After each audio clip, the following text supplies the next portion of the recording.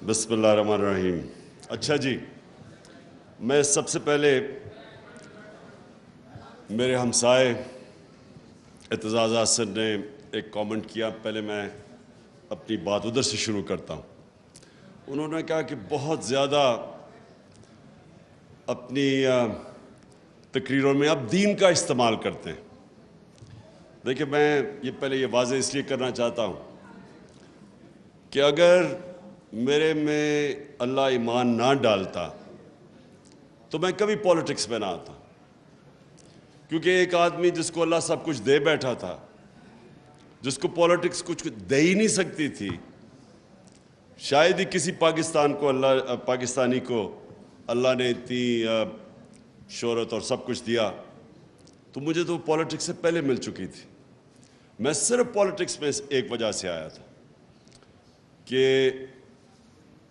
میرا دین ہی نہیں، جو بھی اللہ نے دنیا میں پیغمبر بھیجے، وہ ان کی جو بنیادی چیز کہ دنیا میں آنے کا مقصد کیا ہے، وہ تقریباً سارے بھی جتنے اللہ کے پیغمبر انہوں نے ایک ہی بات کی کہ جتنا اللہ آپ کو نوازتا ہے، جتنی آپ کو نعمتیں بخشتا ہے، اتنی آپ پہ ذمہ داری ڈال دیتا ہے کہ آپ ان نعمتوں سے اپنے ملک میں انسانیت کی کیسے خدمت کرتے ہیں۔ یہ سارے اللہ کے دینوں کی بنیادی میسج ہے۔ تو دو طرز ہے زندگی کے، ایک آپ اپنے لیے جیے اور آسان زندگی ہے وہ، اور میرے لیے بڑی آسان زندگی تھی، اور ایک دوسرا ہے کہ آپ ذمہ داری بحیثیت انسان اپنی ذمہ داری اٹھائیں اور کوشش کریں کہ اپنے معاشرے کے اندر لوگوں کی زندگی بہتر کریں۔ تو یہ دو مختلف، ایک مٹیریلسٹ وے آف لائف ہے اور دوسرا اسپریچول وے آف لائف ہے۔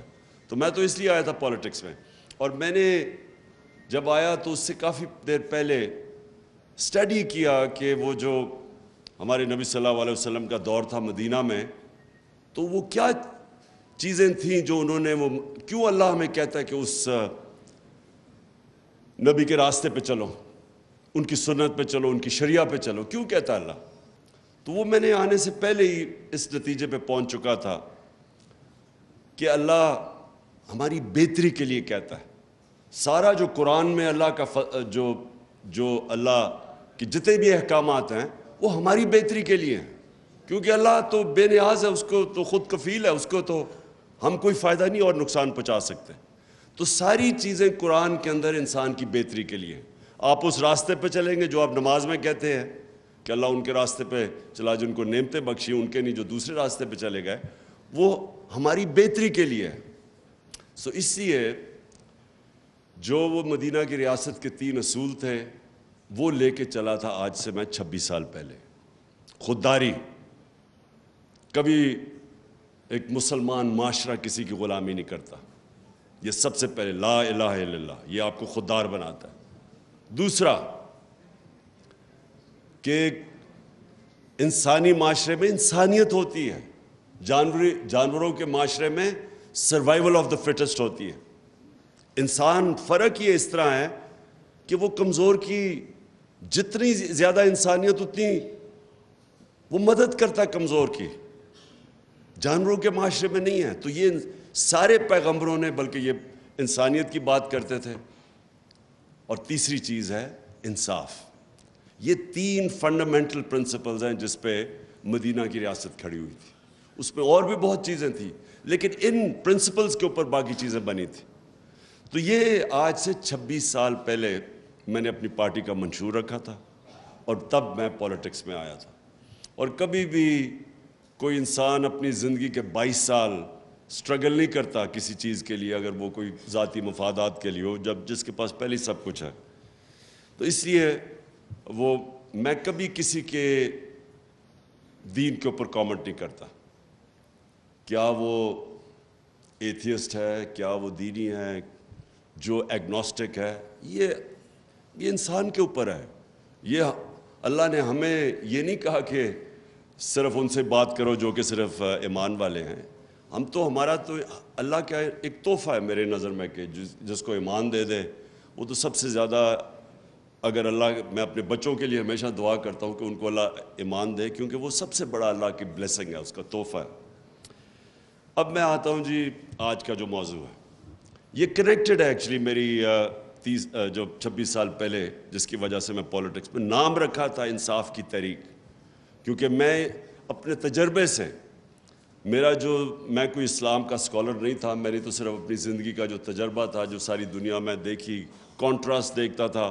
آدھا وقت انگلینڈ میں یونیورسٹی میں گزارتا تھا، یونیورسٹی کے بعد کرکٹ کی وجہ سے آدھا وقت میں پاکستان گزارتا تھا، تو یہ سارا وقت میں موازنہ کر سکتا تھا دونوں معاشروں کا، جو اور شاید لوگ میرے سے بہت عقل والے لوگ ہوں گے، لیکن ان کو اس طرح کی اپرچونٹی نہیں تھی کہ جو میرے پاس تھی۔ تو میں اپنے تجربے کے اس کے اوپر پہنچا اس نتیجے پہ کہ اگر ایک معاشرے کے اندر انصاف نہیں ہے، وہ معاشرے میں خوشحالی نہیں آتی۔ ابن خلدون اپنی، اور جو مسلمانوں کی بلکہ دنیا کا ایک اپنی ٹائم کا جس کو کہتے ہیں فادر آف ماڈرن ہسٹوگرافی، اس سے بڑا کوئی ذہن نہیں تھا۔ وہ لکھتا ہے کہ میری زندگی کا تجربہ قرآن پڑھ کے بھی، اور زندگی کا تجربہ یہ ہے کہ اللہ نے انسان کو زمین پہ بھیجا ہی ایک مقصد سے ہے کہ میری زمین پہ انصاف قائم کرو۔ اور یہ جو ونسٹن چرچل کی جو بات کی جاتی ہے جب برطانیہ تباہ ہو رہا ہوتا ہے، تو وہ تب کہتا ہے، وہ پوچھتے ہیں جی ہم بچ جائیں گے، اس نے کہا کیا اگر آپ کی عدالتیں انصاف دے رہی ہیں تو آپ تباہ نہیں ہو سکتے۔ حضرت علی رضی اللہ تعالیٰ کہتے ہیں کفر کا نظام چل جائے گا لیکن ناانصافی کا نظام نہیں چل سکتا۔ تو یہ میں 26 سال پہلے اس تحریک، انصاف کی تحریک کا نام رکھا تھا۔ رول آف لا جو ہے وہ فنڈامنٹل چیز ہے جو فرق کرتا ہے معاشروں میں۔ ابھی رول آف لا انڈیکس کی بات کر رہے تھے گوندل صاحب کہ ہم 130 نمبر پہ ہیں، دنیا میں 130 نمبر پہ ہیں۔ سوئٹزرلینڈ دنیا میں نمبر 1 پہ ہے، رول آف لا انڈیکس پہ سوئٹزرلینڈ نمبر 1 پہ ہے، ہم 130 پہ ہیں۔ سوئٹزرلینڈ کے کیونکہ میں نے سوئٹزرلینڈ دیکھا ہوا ہے، اس کی صرف کمال ایک ہے کہ ان کے زبردست پہاڑ ہیں، پہاڑوں کے اوپر لوگ جاتے ہیں، ٹورزم ہوتی ہے، سردیوں میں اسکینگ ہوتی ہے۔ اور ہمارا جو پہاڑ ہیں دگنے ہیں سوئٹزرلینڈ سے، ہمارا ناردرن ایریا سوئٹزرلینڈ سے دگنا ہے۔ جو خوبصورتی ہے وہ سوئٹزرلینڈ سے کئی گنا زیادہ ہے، لیکن سوئٹزرلینڈ خوشحال ہے۔ صرف اپنی پہاڑوں کی ٹورزم سے سوئٹزرلینڈ $60 ارب سال کا کماتا ہے، $60 ارب، چھوٹا سا سوئٹزرلینڈ۔ ہماری ساری ملک کی ایکسپورٹس، ایکسپورٹس ہماری تاریخی تھی $30 ارب، $31 ارب یا $32 ارب، ان کو صرف ٹورزم سے $60 ارب ملتا ہے۔ سوئٹزرلینڈ ٹورزم سے پیسے اس لیے نہیں بناتا کہ ان کی ملک میں خوبصورتی زیادہ ہے، وہ اس لیے بناتا ہے کہ وہاں رول آف لا ہے، وہاں کوئی قانون سے اوپر نہیں ہے۔ اس ملک کے اندر ان کی عدالتیں انصاف کرتی ہیں۔ اس کے ملک کے اندر جو عام شہری ہے اس کے ملک کا قانون مکمل طور پہ تحفظ دیتا ہے طاقتور سے۔ اور جب ایک کمزور انسان کو اس کے ملک کا انصاف کا نظام تحفظ دیتا ہے، وہ انسانوں کو آزاد کر دیتا ہے۔ تو سب سے امپورٹنٹ چیز آپ کی سمجھنی ہے کہ صرف آزاد انسان کی پرواز اوپر ہوتی ہے، بڑے کام صرف آزاد انسان کرتے ہیں۔ غلام ملک کے اندر بھی اگر ایک انسان آزاد ہو، وہ اس ملک میں بھی اوپر چلا جاتا ہے۔ میں ہمیشہ 2 انسانوں کی بات کرتا ہوں جو غلام ہندوستان میں بڑے ہوئے، قائد اعظم اور علامہ اقبال۔ آزاد ذہن تھے، فلسفہ دیکھیں علامہ اقبال کا۔ شاید میں نہیں سمجھتا، میں کوئی اتنا بڑا اسکالر نہیں ہوں، لیکن میں نہیں سمجھتا کہ پچھلے 500 سال میں کوئی مسلمان ذہن اس قابل تھا، اتنا بڑا ذہن تھا جو علامہ اقبال تھے۔ اور قائد اعظم سارے برٹش انڈیا کے اندر سب سے قابل لائر سمجھے جاتے تھے، سب سے زیادہ ان کی فیس ہوتی تھی۔ تو قائد اعظم کا دیکھ لیں کہ وہ ایک غلام ہندوستان میں ایک آزاد ذہن تھا، جو وہ آزادی کی بات کرتے تھے، جو ان کی رسپیکٹ تھی، خودداری تھی. میں اب ذرا ماڈرن کئی دفعہ کہتا ہوں کہ وہ جو شہباز شریف کا ایک میں ٹیپ چلاتا ہوں کہ ہم بھیک نہیں مانگنے ہیں لیکن ہم مجبور ہیں، ہم یہ ہیں وہ ہیں. قائد اعظم کو سنیں ذرا آپ، اس کی ساری آپ تقریریں سنیں، ان کے مخالف کے کامنٹ سنیں قائد اعظم کے اوپر. تو یہ بڑے کام صرف آزاد ذہن کرتے ہیں.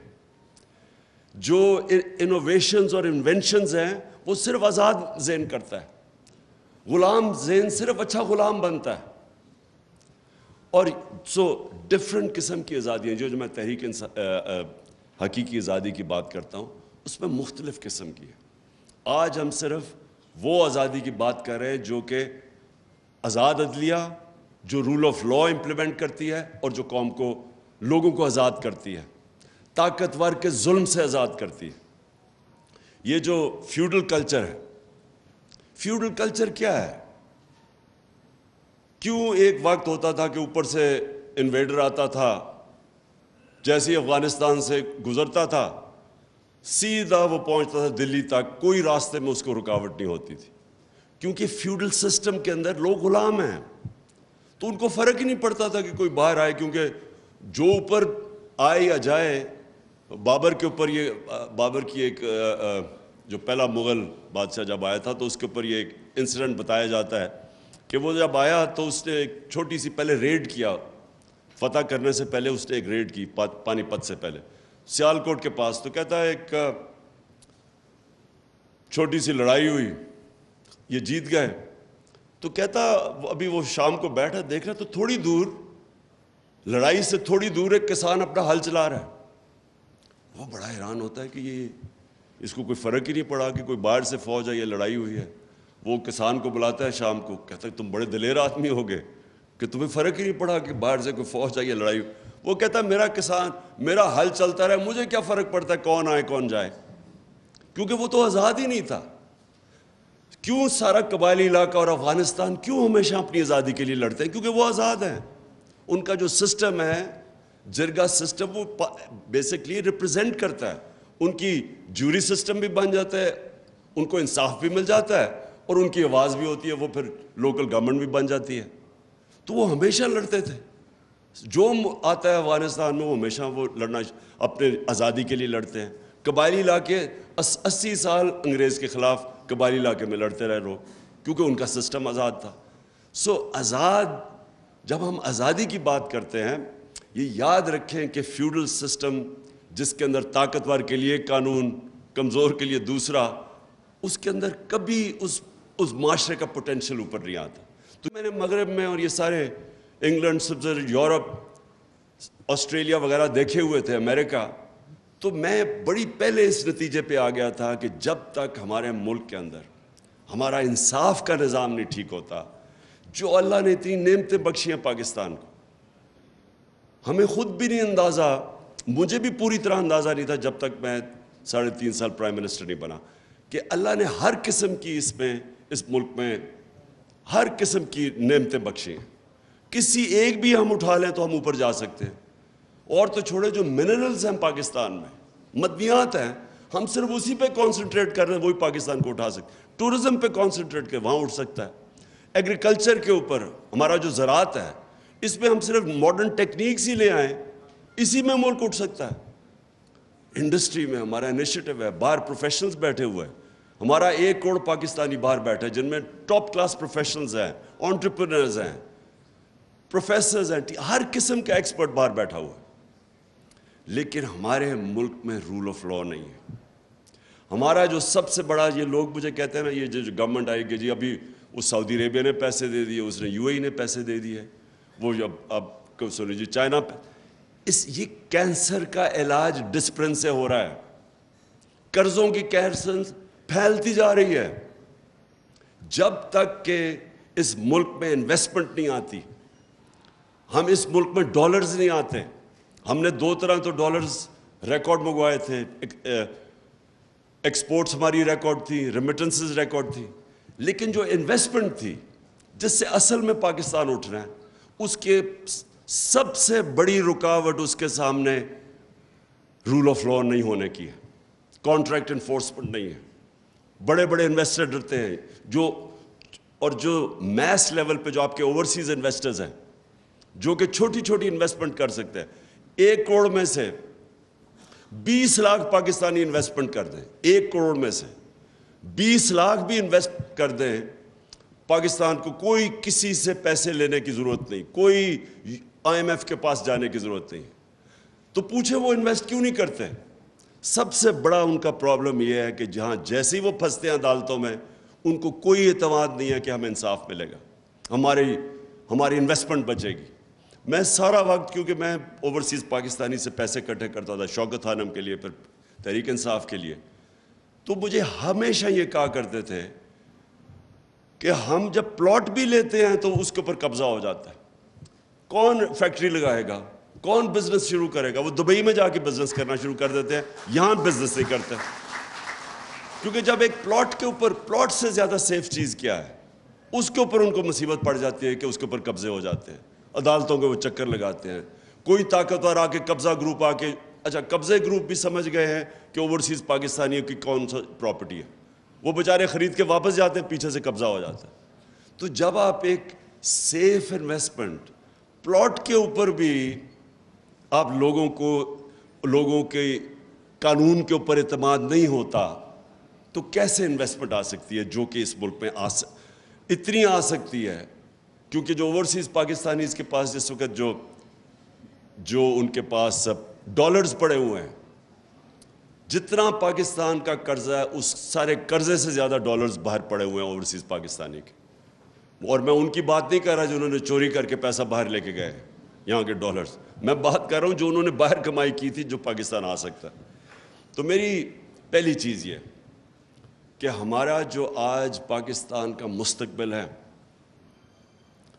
فیوچر جس طرف ہم جا رہے ہیں, یہ لازم ہے کہ اگر ہم رول آف لا اس ملک میں نہیں اسٹیبلش کرتے, ہم کبھی بھی اس ملک کو اس دلدل سے نہیں نکال سکتے.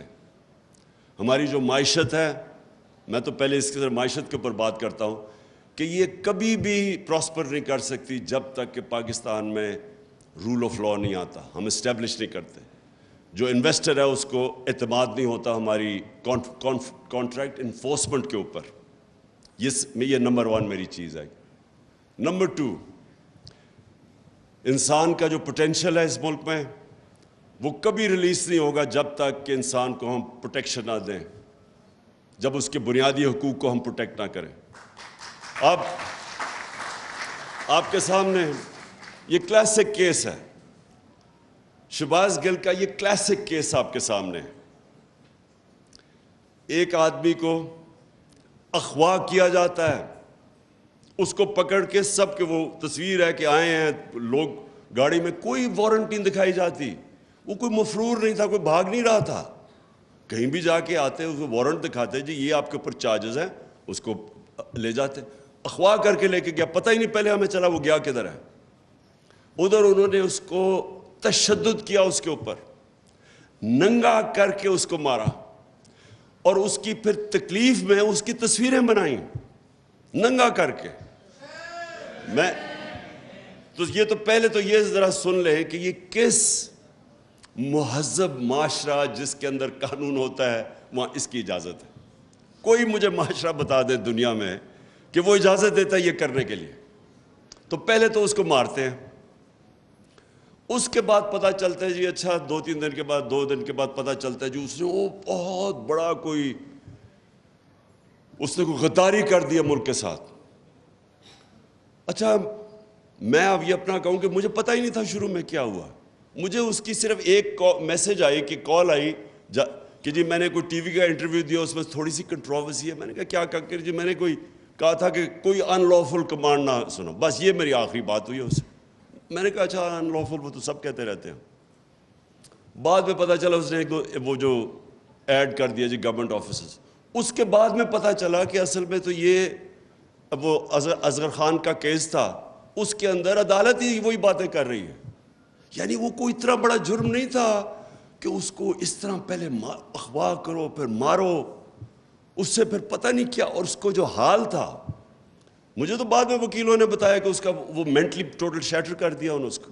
تو کیا کیا ہوگا کہ اس کو بالکل ہی مینٹلی ایک آدمی کو, اچھا وہ چلے یا تو ہونا وہ کوئی اس طرح کا جو جیل سے اندر باہر جاتا ہو, وہ تو تکڑے ہوتے ہیں لوگ, وہ پروفیسر وہاں کا, وہ امریکن یونیورسٹی کے اندر وہ لیکچر دے رہا ہے, اس کو یہ جب ٹریٹمنٹ کی گئی تو اس کا اوپر جو ذہنی طور پہ گزرا ہوگا, میں بھی حیران کہ سوچوں اس کی فیملی ہوگی, اس کی وائف ہوگی, وہ کیا سوچ, اس کی تصویریں دیکھ رہی ہیں, وہ کیا سوچتی ہوں گی, اس کے رشتہ دار, اس کے بھائی, اس کے فادر ان لا میرے پاس آئے, وہ سارے اس کو دیکھ کے ایک آدمی کو اس طرح بریک کرنا, اور جو کر رہے تھے ان کو کوئی خوف نہیں تھا قانون سے, ان کو کوئی فکر نہیں تھی کہ ان کا کوئی احتساب ہوگا, کوئی قانون ان کو انصاف کے کٹہرے میں کھڑا کیا جائے گا, کوئی فکر نہیں تھی ان کو. ظلم کرتے ہیں, پولیس سے پوچھتے ہیں, بعد میں پولیس کہتے ہیں جی ہم نے تو نہیں کچھ کیا. تو پھر کس نے کیا؟ کون تھا اس کے پیچھے؟ جو بھی پیچھے تھا وہ اپنے آپ کو قانون سے اوپر سمجھتا ہے, وہ سمجھتا تھا کہ پاکستان کا قانون میرے اوپر نہیں لاگو ہوتا. اور یہ ہے المیہ ہمارا. اور پھر وہ خاتون میجسٹریٹ, وہ بڑا جی عمران خان کو دہشت گرد بنا دیا مجھے, کہ وہ میں نے اس کو کہہ دیا ہے کہ جب خاتون میجسٹریٹ کے پاس آیا, جب اس کو پتا تھا تشدد ہے, آج ثابت ہوا ہے کہ اس کے اوپر تشدد ہوا ہے, عدالت میں اس کی رپورٹ دی گئی ہے کہ اس کے اوپر تشدد ہوا ہے, اس نے پھر اس کو پولیس کے پاس ریمانڈ پہ بھیج دیا. یعنی کوئی چیک کرنا چاہیے. اور کیا ان کی کوئی اکاؤنٹیبلٹی نہیں ہے کہ ایک آدمی دیکھ رہے ہیں تصویریں اس کی, دیکھ رہے ہیں وہ پبلک میں بالکل مینٹلی بریک ہوا ہے, اس کو پھر پکڑ کے واپس بھیج دیا اسی پولیس کے پاس, اور چیک بھی نہیں کیا کہ اس کے اوپر تشدد ہوا ہے یا نہیں. اور پھر یہ جو آئی جی اور ڈی آئی جی ہے, کون ذمہ دار ہے کہ ایک آدمی کو آپ نے غیر قانونی طور پہ اٹھا کے تشدد کیا؟ کدھر یہ اجازت دیتا ہے؟ اور اس کے اوپر اچھا میں کہہ رہا ہوں کہ قانونی کارروائی کریں گے, وہ کہتے ہیں جی دہشت گرد ہے. سوچ لے کہ اچھا پہلے وہ غلط کام کر رہے ہیں, ان کے غلط کام کرنے کے لیے ہم کہہ رہے ہیں قانونی کارروائی کریں گے, اور وہ اوپر سے دہشت گردی کا پرچہ کروا دیتے ہیں میرے اوپر, اور جناب وارنٹ نکال دیتے ہیں. یہ ساری چیزیں کیا شو کرتا ہے کہ ہمارے ملک میں قانون کی حکمرانی نہیں, طاقت کی حکمرانی ہے. جو طاقتور ہے وہ قانون سے اوپر ہے, جو کمزور ہے اس کی حفاظت نہیں کرتا قانون. اس لیے یہ بڑا امپورٹنٹ ہے کہ ہم اپنے ملک میں جد و جہد کریں. یہ پاکستان کی فیوچر کی جنگ ہے. یہ جو آپ انصاف کی جو تحریک ہے اس ملک میں رول آف لا قائم کرنے کے لیے, یہ ملک کا فیوچر ہے. یا ایک طرف یا ملک ادھر جائے گا اور یا دوسری طرف تباہی کی طرف جائے گا. اگر اسی طرح اس ملک کے اندر قانون کی حکمرانی نہ ہوئی, میں آپ کو کہتا ہوں کہ کوئی طریقہ ہی نہیں ہے کہ ہم یہ معاشی تباہی سے بچ سکتے ہیں. کوئی کسی کے پاس آنسر نہیں ہے. وہ بڑا سنا تھا جی, بہت بڑا جینیس تھا شہباز شریف, لوگوں نے ریئلائز نہیں کیا کہ اشتہاروں کے اندر ہی وہ جینیس تھا. ساری ترقی اشتہاروں میں تھی. جب سے وہ آیا, مجھے کوئی یہ بتا دے کہ ان کے پاس کون سا روڈ میپ ہے. یہ جو ہم قرضے لیتے جا رہے ہیں, گروتھ ریٹ کم ہوتی جا رہی ہے, انڈسٹری سکڑتی جا رہی ہے, کسانوں کے پاس اتنی زیادہ مہنگائی کر دی ہے, بجلی کی دگنی قیمت کر دی ہے بجلی کی, کسانوں کے پاس ٹیوب ویل چلانے کے پیسے بل آ رہے ہیں, عام بیچارہ مڈل کلاس سفید پوش برے حالات ہیں لوگوں کے. تو اکانومی سکڑ رہی ہے, قرضے بڑھتے جا رہے ہیں, تو ہمارے پاس کدھر سے ویلتھ کریشن ہوگی کہ ہم یہ قرضے واپس کریں؟ کدھر سے دولت میں اضافہ ہوگا؟ کہ اگر آپ کی انڈسٹری بھی بند ہو رہی ہے, بے روزگاری بھی بڑھ رہی ہے, ایکسپورٹس گر رہی ہیں, باہر سے جو دولت ریمیٹنسز آنی تھی ان کی وہ ڈراپ ہو گئی ہیں, تو کدھر سے پاکستان کے پاس پیسہ آئے گا یہ قرضے یہ جو لے رہے ہیں اور قرضے؟ کوئی ہمارے پاس راستہ نہیں کہ اگر ہم نے اس ملک کو معاشی طور پہ ٹھیک کرنا ہے تو یہ ایک بڑی یہ ساری اوور آل پکچر کے اندر جس کے اندر قانون کی حکمرانی آنی پڑے گی, جس کی وجہ سے انویسٹر آئے گا پاکستان میں, اور پھر نہ ہی ڈیموکریسی آ سکتی ہے. ڈیموکریسی اور اب رول آف لا ساتھ ساتھ چلتے ہیں.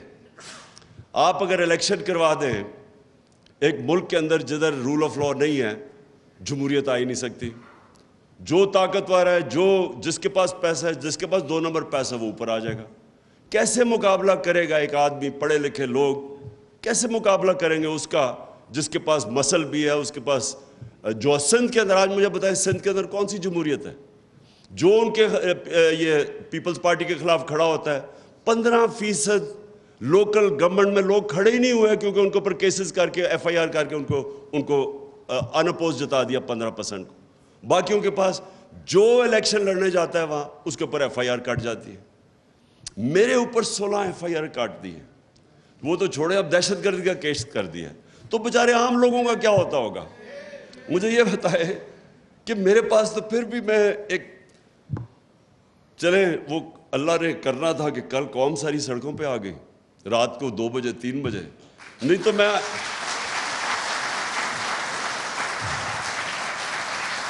لیکن میں یہی سوچ رہا تھا کہ میں اگر عام ایک شہری پاکستانی ہوتا، میں شہباز گل ہوتا، تو ابھی تک انہوں نے مجھے اٹھا کے وہ جیل میں جا کے اسی طرح پھینٹا لگانا تھا جو اس بیچارے سے کیا. اور کس سے نہیں. ایک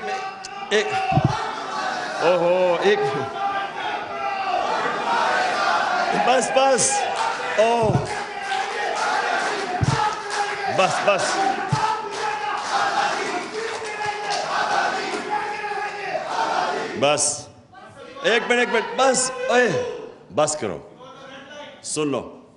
میں صرف آپ کو یہ میرا مقصد آپ کو سمجھانے کا ہے کہ ایک عام آدمی پاکستان میں جس دن ہمارا قانون اس کو تحفظ دے گا کہ پہلے تو ڈریں گے لوگ اس طرح کا پرچہ کرنے کے لیے. جو ایسا پرچہ کرے گا دہشت گردی کا، اس کے اوپر سوالات پہلے عدالت پوچھے گی کہ تمہاری جرت کیسے پڑی، کیوں نہیں اس طرح ہوتا. میں برطانیہ میں کتنے 20-30 سال دیکھا، کیوں کسی کے اوپر اس طرح نہیں ہوتا؟ کیونکہ وہاں کی عدالتیں تکڑی ہیں. وہ طاقتور کے بوجھ لیتی ہیں، کھڑی ہو جاتی ہیں انصاف کے لیے. جرت نہیں ہوتی گورنمنٹ کی اس طرح کی چیزیں کرنی. وہاں کوئی بھی طاقتور، وہاں کوئی اسٹیبلشمنٹ کی جرت نہیں ہوتی کہ لوگوں کے حقوق کے اوپر اس طرح ان کو اسائیڈ کر کے، ان کو سیٹ اسائیڈ کر کے ان کے اوپر کرے جو شہباز گل سے ہوا ہے. اور کتنے شہباز گل ہیں پاکستان میں جن کی طاقت نہیں، ان سے آپ یہ کریں. اور جو تھوڑا سا طاقتور فضل الرحمان ٹائپ کہے کہ میں 10,000 لوگ ہی لاؤں گا، اس کو آپ ہاتھ ہی نہ لگائیں، وہ جو مرضی کہتے ہیں.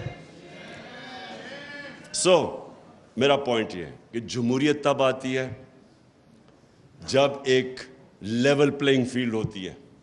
Level playing field rule of law آتا ہے اس ملک کی عدالتوں سے. جب عدالتیں انفورس کرتی ہیں رول آف لا، وہ الیکشنز میں حقیقی جمہوریت آتی ہے.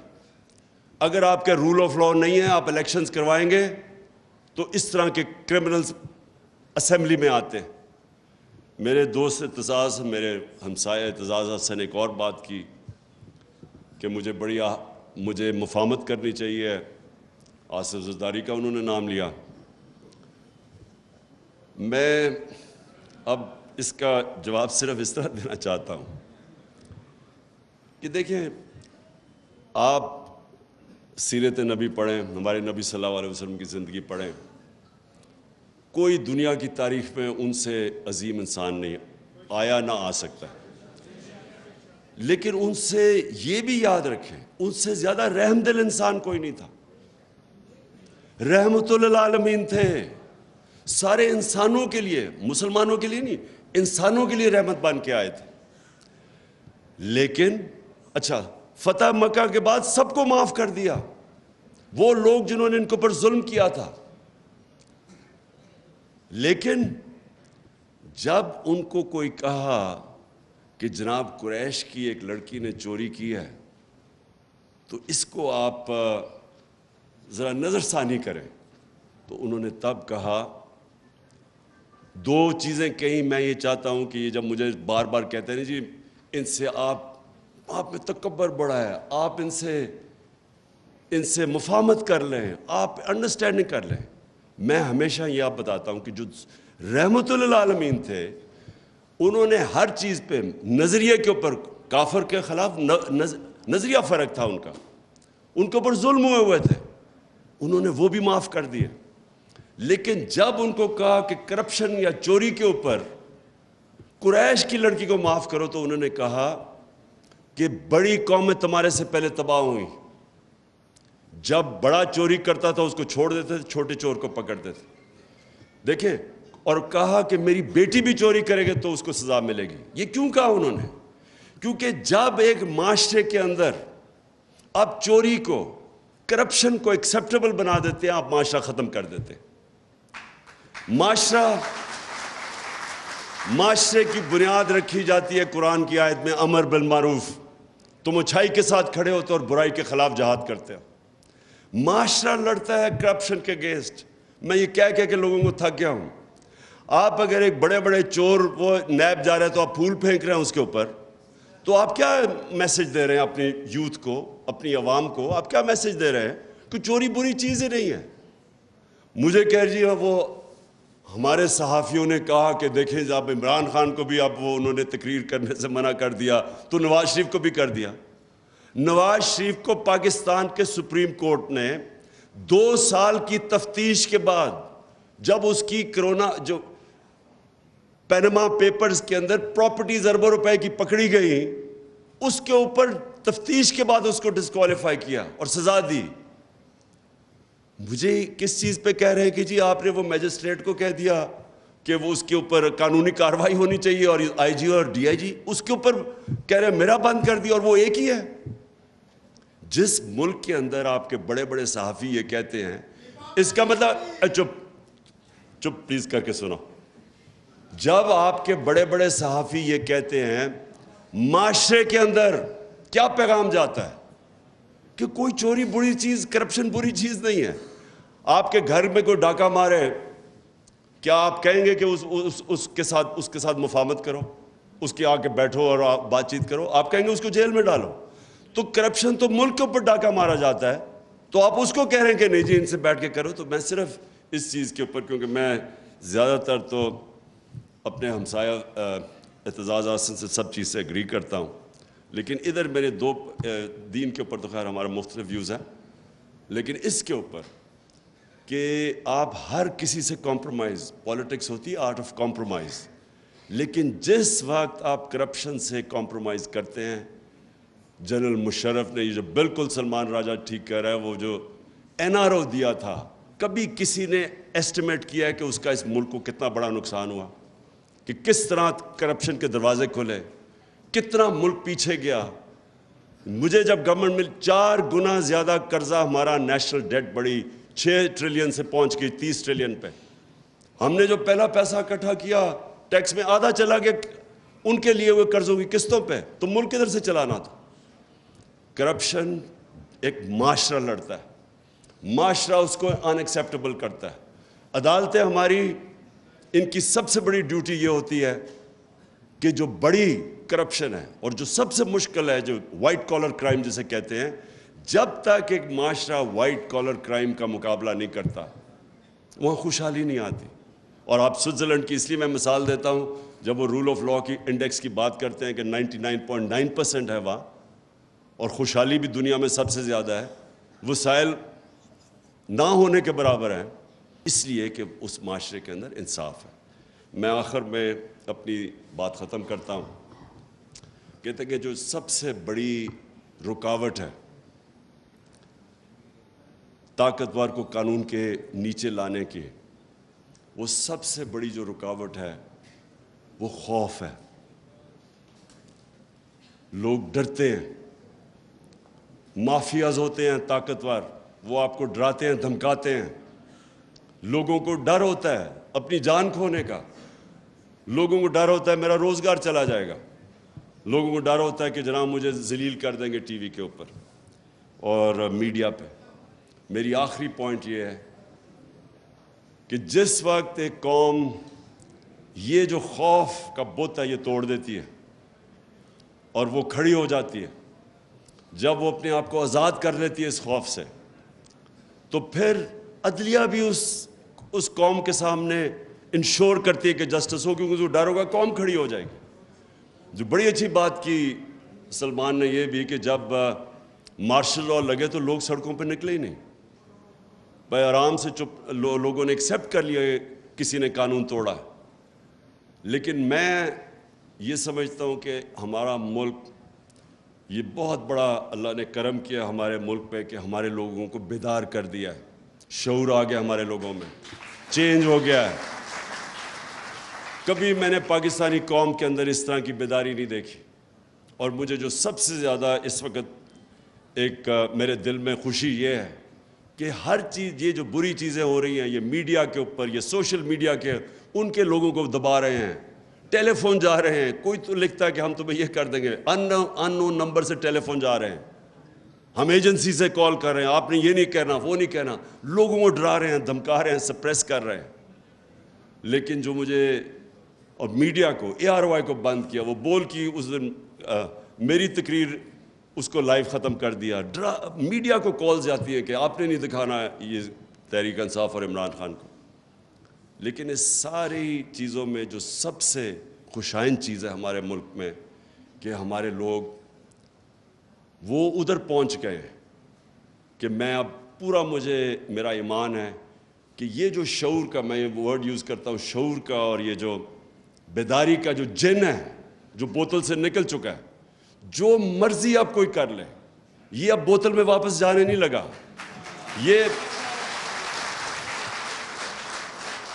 یہ جو میرا ایمان ہے کہ یہ اب ملک کو انشاءاللہ حقیقی آزادی کی طرف لے کے جائے گا. شکریہ.